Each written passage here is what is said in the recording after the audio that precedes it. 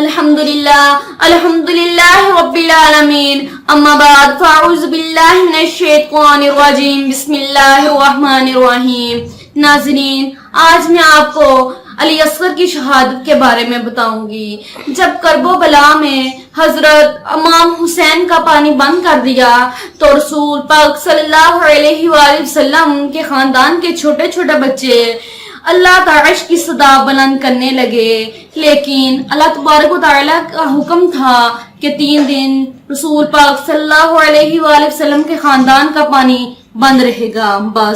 بس جب کرب و بلا کے میدان میں 10 محرم کے دن ہر ایک شہید شہادت کا جام پیتا گیا، امام حسین علیہ السلام تنہا رہ گئے تو فوج یزید کے سامنے جا کر حجت تمام کرتے ہیں اور کہتے ہیں، حل من ناس ینصرنا، ہے کوئی جو اس غریب کی فریاد سننے والا؟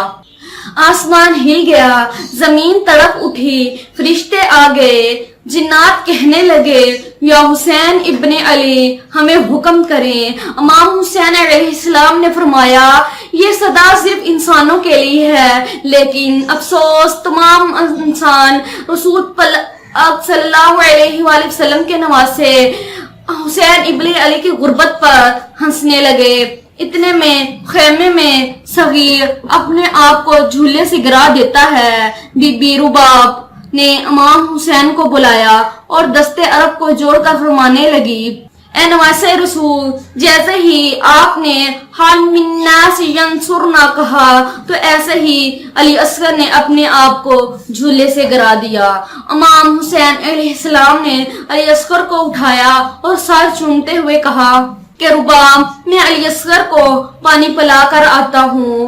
رسول اللہ کا نواسا حسین ابن علی اپنے 6 ماہ کے بچے علی اصغر کو گود میں اٹھا کر میدان کربلا آتے ہیں اور کہتے ہیں، اے لوگو، تمہاری جنگ اگر ہے تو رسول صلی اللہ علیہ وآلہ وسلم کی اس نواسے سے ہے، اس معصوم صغیر نے تمہارا کیا بگاڑا ہے؟ اے لوگو، 3 دن سے اس 6 ماہ کے بچے نے پانی نہیں پیا، پیاس کی وجہ سے اس کی ماں کا دودھ خشک ہو گیا ہے۔ اے لوگو، اس بچے کو پانی پلاؤ۔ فوج یزید سے آواز آئی، حسین، پانی تم پینا چاہتے ہو اور نام بچے کا لگاتے ہو کہ بچہ پانی مانگتا ہے۔ یزید فوج نے کہا، اگر یہ بچہ پانی خود مانگے گا تو ہم اس کو پانی پلائیں گے۔ امام حسین علیہ السلام نے علی اصغر کو بلند کیا اور فرمانے لگے، اے اصغر، مانگ اپنے نانا کی امت سے پانی مانگ۔ امام حسین کا یہ کہنا تھا کہ علی اصغر کے لب ہلے اور علی اصغر فرمانے لگے، اے ظالمو، میں تمہارے رسول صلی اللہ علیہ وآلہ وسلم کے گلشن کا چھوٹا سا پھول ہوں، میری رگوں میں تمہارے رسول صلی اللہ علیہ وآلہ وسلم کا خون ہے۔ اے لوگو، میں 3 دن سے پیاسا ہوں، مجھے پانی دو۔ مگر اللہ تبارک تعالیٰ کا حکم تھا کہ علی اصغر کے صدا سے فوج عشیقہ ہلنے لگی کہ فوج یزید بغاوت پر نہ اتر آئے۔ ہرفیلا تیر چلاؤ، اس کے پاس جانوروں کا شکار کرنے والا تیر تھا۔ اس ظالم نے علی اصغر کا نشانہ بنایا اور تیر چلا دیا۔ اس تیر کی 3 نوک تھی، ایک نوک علی اصغر کی کمر میں لگی اور ایک نوک بازو اور ایک نوک کان میں لگی۔ تیر اتنا وزنی تھا کہ علی اصغر کو چیر کر امام حسین کے بازو میں لگا۔ علی اصغر کا خون اور دودھ بہہ کر امام حسین علیہ السلام کے ہاتھوں پر آ گرا۔ امام حسین علی اصغر کو ہاتھوں میں لیے اپنے نانا کی امت کو دیکھ رہے ہیں، جا علی اصغر کے خون کو زمین کے حوالے کر دے۔ زمین چیخ اٹھی، اے مولا، اس ناحق خون کو ہم پر مت گرا، روز قیامت تک ہم ناچ نہ اگلیں گے۔ امام حسین نے چاہا کہ اس خون کو آسمان کے حوالے کر دے۔ آسمان کہنے لگا، اے رسول صلی اللہ علیہ وآلہ وسلم کے نواسے، اگر خون کو ہماری طرف پھینکا ہم روز محشر تک بارش نہیں برسیں گے۔ تو امام حسین علیہ السلام نے علی اصغر کا خون اپنے چہرے پر ملا، کہنے لگے، اے ظالمو، روز محشر میں खून अली असगर अपने चेहरे पर लेकर आऊंगा और अल्लाह के सामने सवाल करूंगा कि मेरे असगर का क्या जुर्म था। बस अली असगर की लाश को बाजुओं में छुपाते हुए खेमे में आए तो बीबी रुबाब ने कहा, ए रसूल के नवासे, अली असगर ने पानी पिया।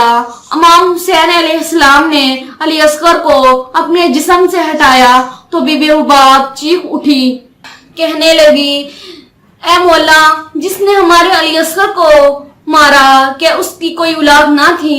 इमाम हुसैन अलैहिस्सलाम ने कहा कि सब्र करो, अल्लाह की ये मर्जी है कि हम सब्र करें और इस दीन इस्लाम को के लिए सब्र करें कि हमारे खून से अल्लाह तबारक व तआला का दीन बचना है। ए रुबाब, अली असगर की कब्र बनाते हैं। इमाम हुसैन अलैहिस्सलाम और बीबी रुबाब खेमे के पीछे कब्र खोदते हैं और करबला की गर्म जमीन में अली असगर को दफन कर देते हैं। और फिर जब इमाम हुसैन अलैहिस्सलाम को शहीद किया गया, बीबियों का ख़याम जला दिए गए, आले रसूल को लूटा गया, सरों को काटा गया, तो उमर बिन साद ने कहा कि गिनो, कोई सर बाकी तो नहीं रह गया। एक जालिम ने कहा कि सिर्फ एक सर रह गया है। इस उमर बिन साद ने कहा कि कौन सा सर? तो उस जालिम ने कहा कि हुसैन एक 6 माह के बच्चे को लेकर आए थे, हमने इसको तीर मारकर शहीद कर दिया था, इसका सर नहीं मिला। वो जालिम कहने लगा, ढूंढो, जमीन पर नेज़े मारते रहो, यहीं कहीं हुसैन ने इसको दफन किया होगा। जालिम जमीन पर नेज़े मारते गए, जैसे ही अली असगर पर नेज़ा चला, जिस्म जमीन से बाहर आ गिरा और जालिम खुश होने लगे और एक माँ मदीने की तरफ मुंह करके कहने लगी, ए मौला, जिसका वो एक माँ कहने लगी, या रसूलल्लाह सल्लल्लाहु अलैहि वसल्लम, कि इस उम्मत ने हम पर क्यों जुल्म किया? जज़ाकिल्लाह का दीन बचना है। ए रुबाब, अली असगर की कब्र बनाते हैं। इमाम हुसैन अलैहिस्सलाम और बीबी रुबाब खेमे के पीछे कब्र खोदते हैं और करबला की गर्म जमीन में अली असगर को दफन कर देते हैं। और फिर जब इमाम हुसैन अलैहिस्सलाम को शहीद किया गया, बीबियों का ख़याम जला दिए गए, आले रसूल को लूटा गया, सरों को काटा गया, तो उमर बिन साद ने कहा कि गिनो, कोई सर बाकी तो नहीं रह गया। एक जालिम ने कहा कि सिर्फ एक सर रह गया है। इस उमर बिन साद ने कहा कि कौन सा सर? तो उस जालिम ने कहा कि हुसैन एक 6 माह के बच्चे को लेकर आए थे, हमने इसको तीर मारकर शहीद कर दिया था, इसका सर नहीं मिला। वो जालिम कहने लगा, ढूंढो, जमीन पर नेज़े मारते रहो, यहीं कहीं हुसैन ने इसको दफन किया होगा। जालिम जमीन पर नेज़े मारते गए, जैसे ही अली असगर पर नेज़ा चला, जिस्म जमीन से बाहर आ गिरा और जालिम खुश होने लगे और एक माँ मदीने की तरफ मुंह करके कहने लगी, ए मौला, जिसका वो एक माँ कहने लगी, या रसूलल्लाह सल्लल्लाहु अलैहि वसल्लम, कि इस उम्मत ने हम पर क्यों जुल्म किया? जज़ाकिल्लाह खुश होने लगे और एक माँ मदीने की तरफ मुंह करके कहने लगी,